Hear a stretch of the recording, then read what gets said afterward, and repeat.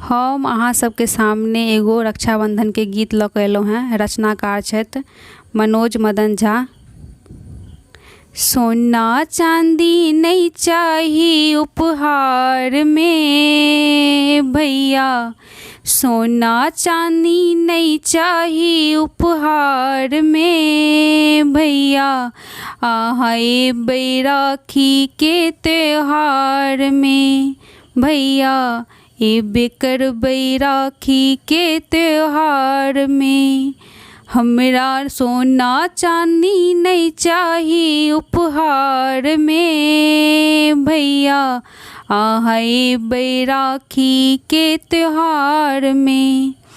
आए बैत हंसते घर दुआरियो भैया, आए बैत हंसते घर दुआरियो।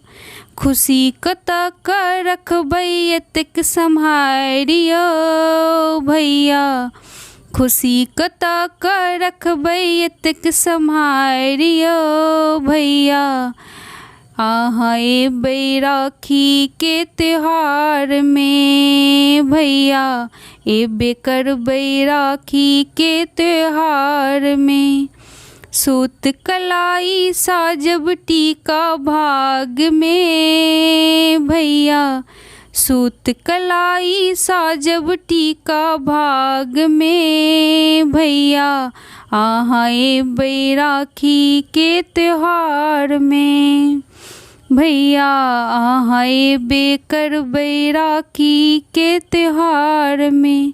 सोना चांदी नहीं चाही उपहार में भैया, आए बैराखी के त्योहार में।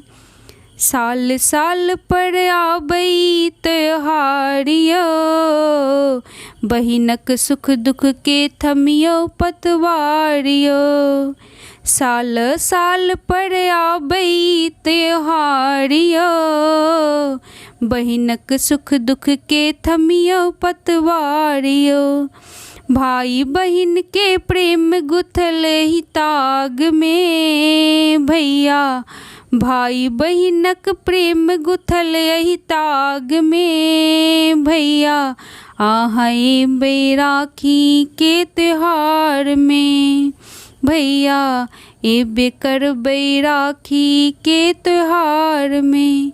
सोना चांदी नहीं चाही उपहार में भैया, आए बैराखी के त्योहार में भैया, ए बेकर बैराखी के त्योहार में। सोना चांदी नहीं चाही उपहार में भैया, आए बैराखी के त्योहार में भैया, ए बेकर बैराखी के त्योहार में।